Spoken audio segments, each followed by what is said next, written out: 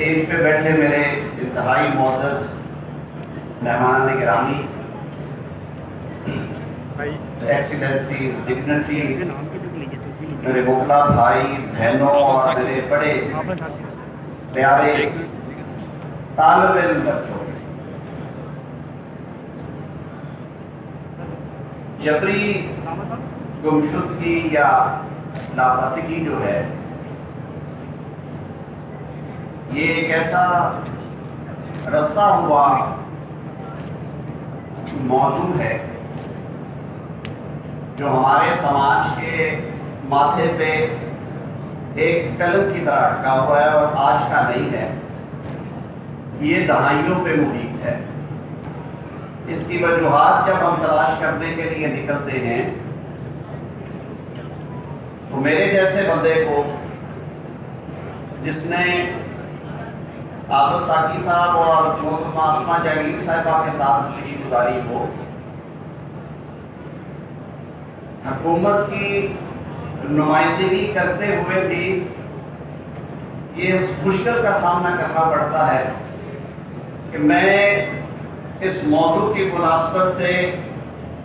حکومت کے ترجمان کے طور پہ بات کروں یا وہ بات کروں جو میرے دل کے اندر ہے۔ میں نے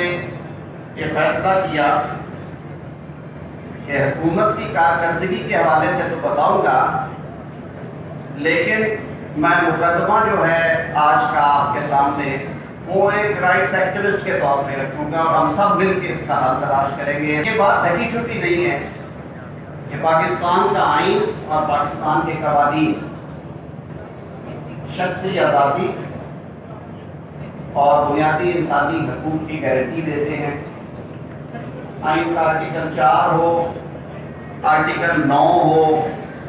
آرٹیکل 14 ہے، آرٹیکل 25 ہے کہ آپ نے کسی کے خلاف کوئی کام قانون سے بالاتر ہو کے نہیں کرنا۔ Right to life is the most cherished right in the constitution. Liberty جو ہے وہ کسی قیمت پہ except in accordance with law جو ہے وہ کرٹیل نہیں ہوگی، لیکن کیا وجہ ہے کہ یہ باتیں صرف کتابوں میں رہ جاتی ہیں اور جب ہم زمینی حقائق کی طرف لوٹتے ہیں تو ہمیں بلوچستان سے سینکڑوں ہزاروں آوازیں آتی ہیں، ہمیں خیبر پختونخوا سے درخواستوں کے انبار لگ جاتے ہیں، ہمیں کراچی کے شہریوں کی طرف سے شکوے اور شکایتیں ملتی ہیں، اور ہمیں جنوبی پنجاب اور ایون پنجاب سینٹرل سے بھی بہت جگہوں سے شکایات آتی ہیں کہ سال ہر سال سے مہینوں سے ہمارے پیارے ہم سے بچھڑ گئے، ان کی کوئی خبر نہیں ہے، ان کا پتہ نہیں ہے، اور حکومت جس کی یہ ذمہ داری ہے کہ وہ اپنے شہریوں کے تحفظ کے لیے ہر طرح کے قانونی اقدامات کرے، وہ بھی یہ جواب دینے سے قاصر ہے۔ تو پھر ہمیں ایک جواب ملتا ہے کہ یہ مسئلہ ہے تو صحیح، لیکن یہ مسئلہ جڑا ہوا ہے سیکیورٹی رسکس اور سیکیورٹی سے متعلقہ سٹیٹس جو ہیں، یہ مسئلہ ان سے جڑا ہوا ہے، اور اس کو حل کرنے کے لیے ہمیں بند کمرے میں بیٹھ کے بھی بات کرنا ہوتی ہے، یعنی کہ ان کیمرہ پروسیڈنگز ہیں۔ یہ مسئلہ پارلیمان کے ایوانوں میں بھی گیا، اور میں یہ بات بڑی خوشی کے ساتھ کہوں گا کہ پارلیمنٹ کے فلور کے اوپر ہمارے وہ اراکین پارلیمنٹ بالخصوص جو کہ جبری گمشدگی کے مقدمات یا ان کیسز سے جڑے ہوئے ہیں، اپنے سیاسی نظریات کی وجہ سے یا جغرافیائی علاقوں میں ان کے رہنے کی وجہ سے یا ان کا تعلق ہونے کی وجہ سے، انہوں نے ہمیشہ یہ آواز بلند کی، اور ان کی مسلسل کوششوں سے سول سوسائٹی کی ایک لمبی جدوجہد کے نتیجے میں اور بہت سارے مظلوموں نے اپنی جانیں گنوا کر بالآخر ریاست کو آج اس جگہ پہ لے آئے ہیں کہ اس حساس موضوع کے اوپر کھلے ایوانوں میں بھی بات ہوتی ہے، سڑک پہ بھی بات ہوتی ہے، اور اس طرح کی تقاریب میں بھی بات ہوتی ہے. اور یہ it is no more an issue which is to be discussed in camera, کیونکہ جب تک آپ اس ہاتھی کو کمرے سے نہیں نکالیں گے یہ مسئلہ حل نہیں ہوگا. آج کے ٹاپک کے حوالے سے میں ضرور عرض کرتا چلوں کہ آج اس کانفرنس میں آنے سے پہلے میں اپنے ساتھیوں کا شکر گزار ہوں پارلیمان میں، جنہوں نے ساتھ دیا اس ایشو پہ ہمارا. اور وہ مسئلہ جو کہ سال ہا سال سے اٹکا ہوا تھا، یعنی کہ جبری گمشدگی کے مقدمات کے لیے الگ سے انڈیپینڈنٹلی قانون نے کوئی ایسا رستہ نہیں نکالا تھا کہ اس کے مقدمات کا اندراج ہو سکے، جیسے کہ آج کے ٹاپک میں بھی لکھا ہوا ہے کہ reluctance to criminalise the enforced disappearances. ایک اچھی خبر جو آج آپ کو میں دے سکتا ہوں کہ 2 روز پہلے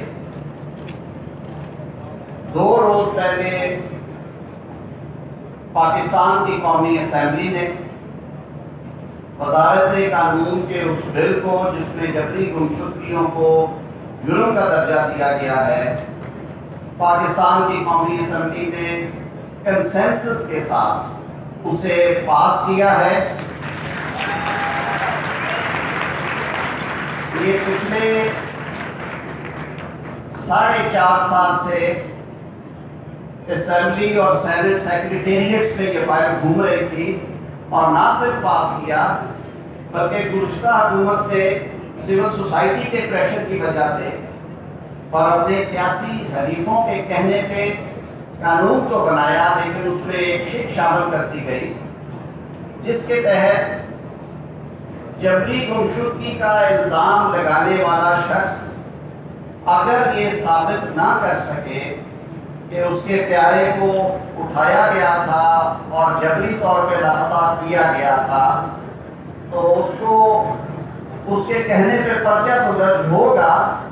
لیکن اخراج ہوتے ہوئے یا مقدمہ کا فیصلہ ہونے کے بعد اس پہ ایک مقدمہ چلے گا، اسے 5 سال کی سزا دی جا سکتی ہے. تھینکس ٹو، میں شکر گزار ہوں پارلیمان نے اپنے ان روشن دماغ ساتھیوں کا جنہوں نے کبھی بھی انسانی حقوق کے اوپر کمپرومائز نہیں کیا. سردار اختر جان مینگل صاحب نے فلور آف دا ہاؤس کے اوپر یہ امینڈمنٹ پیش کی کہ اس پروویژن کو ڈیلیٹ کیا جائے، خارج کیا جائے اس بل میں سے، اور حکومت پاکستان نے سردار اختر مینگل صاحب، محسن داوڑ صاحب، ایم پاکستان اور جمعیت علماء اسلام کے تحفظات جو کہ انہوں نے فلور آف ہاؤس کے ڈیبیٹ میں دیے اور باقی جماعتوں نے اس کو سپورٹ کیا، بل پاس کر دیا گیا. لیکن وہ شک ختم کرنے کے بعد تو میں سمجھتا ہوں کہ پاکستان کے عوام کو مبارک ہو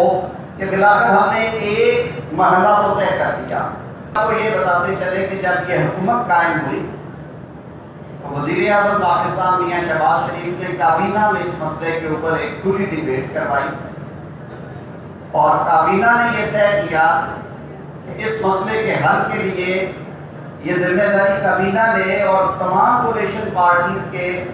ایک وزیر کے اوپر مشتمل 7 رکنی جو کیبنٹ کمیٹی ہے وہ جون میں تشکیل دی گئی، اور اسے